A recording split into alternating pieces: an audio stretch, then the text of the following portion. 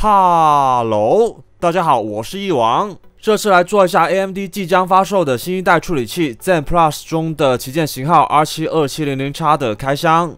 原本预定是19号晚上才解禁的，但是昨天突然收到通知说今天解禁外观，就赶紧把这个视频干出来了。可以看到我拿到手的这块 2700X 是零售包装，正面和右侧跟之前的锐龙包装一致。但是左边就可以看到，这是超后缀的 CPU 也带散热器了，而且是带有渐变色 RGB 的，也就是那个传说中的 Race Prism。虽然我很想介绍一下参数什么的，但是可能会违反 NDA， 反正盒子上有的，大家参考一下就好了。So let's 开箱。等等，这个序列号看来出手会有点麻烦啊。什么？这个不能卖，而且还有可能要回收？不过这么漂亮的封条切了有点可惜，要么从底下。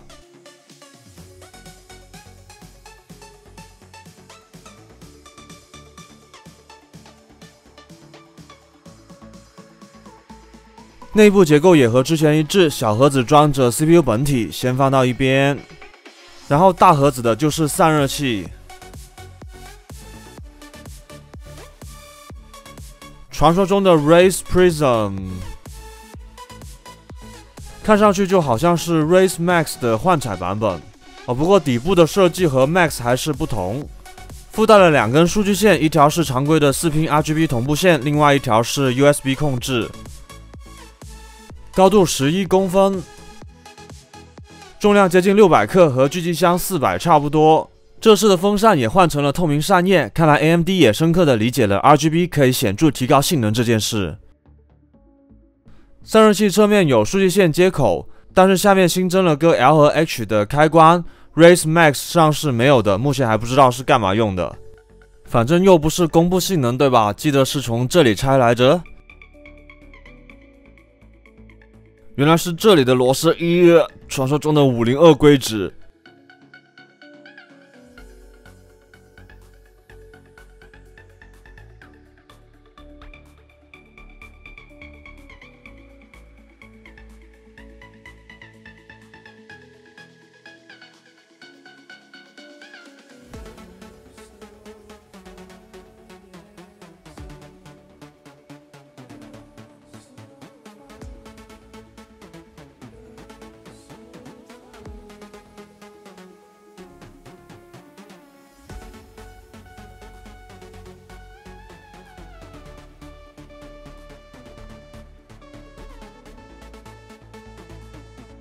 这次的散热器依然是酷妈代工，同样是4热管直触，600克重量，但是风扇只有9cm， 性能可能赶不上玄冥400，很期待后续的对比测试。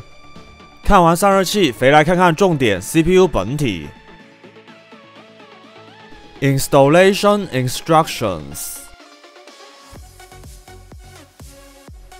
哇，好多字。AM234 以及 Threadripper 的安装指南都有。2700X 本体视野 CPU 正面除了型号外和之前没有什么差别，背面还是 AM4 接口，可以在300系列主板上面使用。 AMD 官方说是 AM4 用到2020年，同时 X470 应该也是同步发售。然后拆出来的时候发现 CPU 四周还有类似硅脂的物体，莫非这是传说中的特挑大雕？啥？这批生产比较早，特挑大雷倒是有机会的。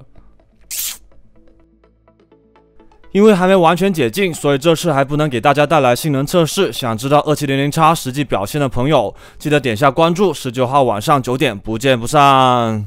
那么这次的视频就到这里了。如果觉得意犹未尽的话，可以扫码关注电脑吧的微信公众号，每天都有新鲜有趣的电脑资讯推送，还有大佬精心搭配的吃鸡电脑配置推荐。如果看到喜欢的文章，记得点赞鼓励支持，当然顺手点一下广告就最好了。